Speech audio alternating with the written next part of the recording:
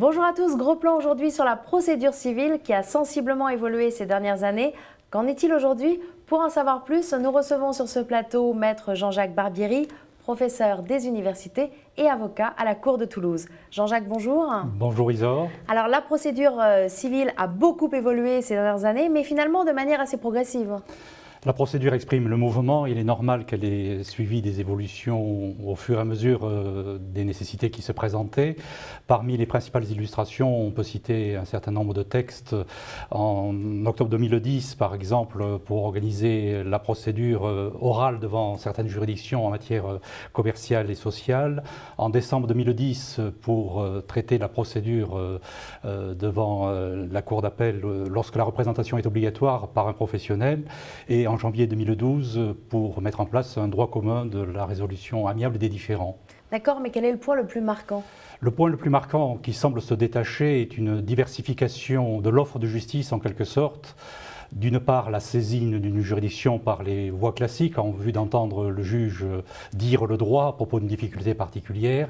Et d'un autre côté, la proposition de résoudre les différends d'une autre manière à l'aide d'un conciliateur, d'un tiers ou d'un avocat selon les voies envisagées. Le juge intervenant en arrière-plan, le cas échéant, pour homologuer ou donner force exécutoire à l'accord qui pourrait être intervenu et pour trancher les différends qui subsisteraient.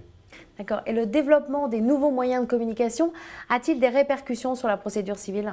L'empreinte informatique est très nette en procédure. Il y a une dématérialisation quasi totale des procédures qui est en voie de réalisation. Soit que le recours à l'informatisation soit obligatoire dans certaines circonstances, soit que les échanges d'écriture et de pièces entre professionnels du droit, avocats essentiellement, puis juridiction, se fassent par dématérialisation et support informatique. Alors justement, cette évolution de l'outil informatique a-t-elle des répercussions sur la loyauté qu'il s'agisse de la loyauté procédurale ou de la loyauté des parties? À partir du moment où il y a un échange informatique, c'est l'écrit qui prédomine, même s'il ne se traduit pas sur un support papier. Et la dématérialisation informatique permet une meilleure connaissance des pièces de l'adversaire et donc facilite l'échange dans les relations entre parties, mais aussi dans les relations avec la juridiction qui est soumise au principe du contradictoire, car le juge devra se prononcer à partir des éléments qui lui sont fournis par cette communication et cette réponse est vérifiable en comparant ce qui a été jugé avec ce qui a été produit par les professionnels qui sont intervenus dans l'instance. Et est-ce qu'on peut imaginer qu'un jour le jugement soit lui aussi dématérialisé?